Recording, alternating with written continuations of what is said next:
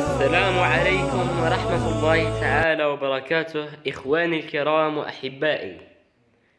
اليوم سنكمل قصة من قصص صور من حياة الصحابة رضي الله عنهم، وسنكمل الجزء الثاني بإذن الله. قال الطفيل: ثم أقمت في مكة زمنا تعلمت فيه أمور الإسلام، وحفظت فيه ما تيسر لي من القرآن.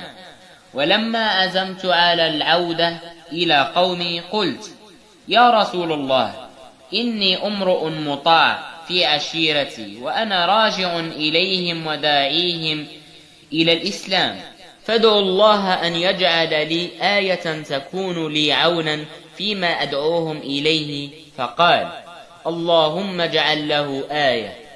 فخرجت إلى قومي حتى إذا كنت في موضع مشرف على منازلهم وقع نور فيما بين عيني مثل المصباح، فقلت: اللهم اجعل في غير وجهي، فإني أخشى أن يظنوا أنها عقوبة وقعت في وجهي لمفارقة دينهم.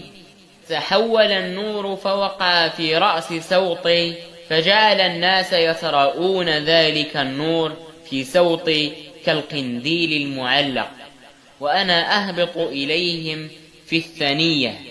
فلما نزلت أتاني أبي وكان شيخا كبيرا، فقلت: إليك عني يا أبت، فلست منك ولست مني.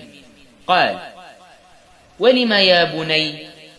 قلت: لقد أسلمت وتابعت دين محمد صلى الله عليه وسلم. قال: أي بني، ديني دينك. فقلت: اذهب واغتسل وطهر ثيابك، ثم تعال حتى أعلمك ما علمت. فذهب فاغتسل وطهر ثيابه، ثم جاء فعرضت عليه الإسلام فأسلم. ثم جاءت زوجتي فقلت: إليك عني، فلست منك ولست مني. قالت: ولم؟ بأبي أنت وأمي. فقلت: فرق بيني وبينك الإسلام، فقد أسلمت وتابعت دين محمد صلى الله عليه وسلم. قالت: فديني دينك. قلت: فاذهبي فتطهري من ماء ذي الشرى، وذو الشرى صنم للدوس حوله ماء يهبط من الجبل. فقالت: بأبي أنت وأمي، أتخشى على الصبية شيئا من ذي الشرى؟ فقلت: تبا لك ولذي الشرى. قلت لك: اذهبي واغتسلي هناك بعيدا عن الناس، وأنا ضامن لك ألا يفعل هذا الحجر الأصم شيئا. فذهبت فاغتسلت، ثم جاءت فعرضت عليها الإسلام فأسلمت.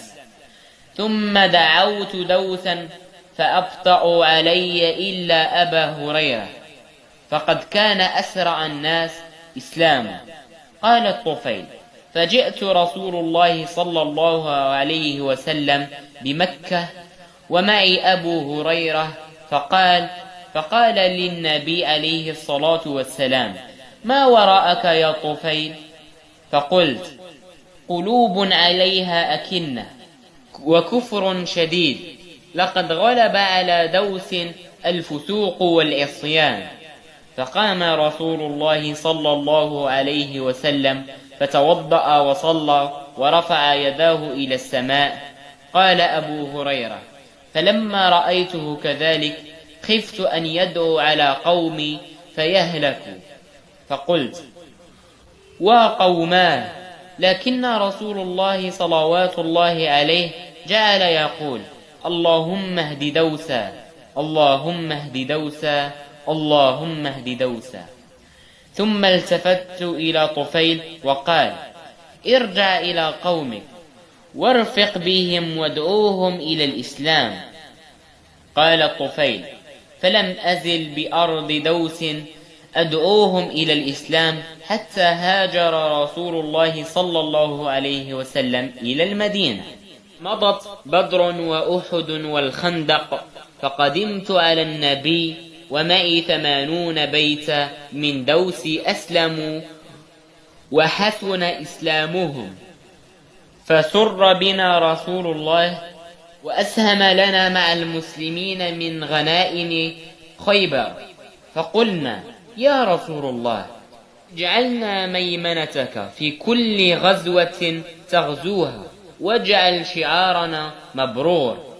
قال الطفيل: ثم لم أزل مع رسول الله صلى الله عليه وسلم حتى فتح الله عليه مكة، فقلت يا رسول الله ابعثني إلى ذي الكفين صنم عمرو بن حمم حتى أحرقه، فأذن له النبي عليه الصلاة والسلام، سار إلى الصنم في سرية من قومه، فلما بلغه وهم بإحراقه اجتمع حوله النساء والرجال والأطفال يتربصون به الشر وينتظرون أن تصعقه صاعقة إن هو نال ذا الكفين بضر.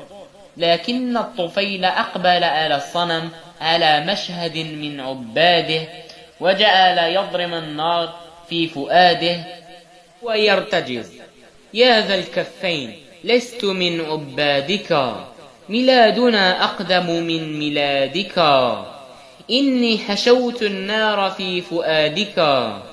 إن التهمت النار الصنم حتى التهمت معها ما تبقى من الشرك في قبيلة دوس، فأسلم القوم جميعا وحسن إسلامهم. انتظرونا في الجزء الثالث إن شاء الله. يلا السلام عليكم. لا تنسوا الإعجاب بالفيديو والاشتراك في القناة تشجيعا لنا لنستمر بنشر المزيد إن شاء الله.